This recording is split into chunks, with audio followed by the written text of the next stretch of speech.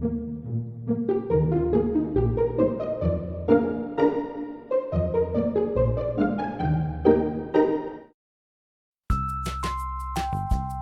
amigos, acompáñanos a crear un delicioso momento para consentirte a ti y a tus seres queridos.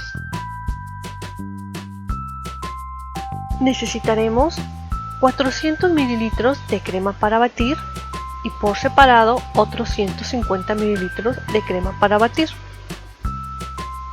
300 gramos de chocolate, aquí estamos usando semi amargo.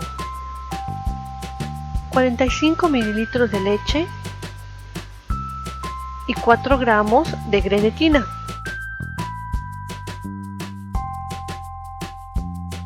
Recuerda que la receta por escrito la encuentras en nuestra página web.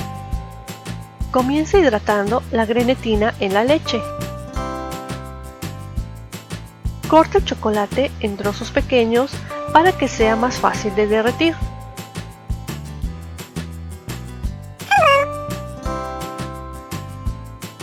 Una vez hidratada la grenetina, caliéntala unos segundos en el microondas solo para volverla líquida. Calienta los 150 ml de crema para batir junto con la grenetina. Una vez que comience a hervir, retírala del calor. Intégrala al chocolate y permite que se entibie.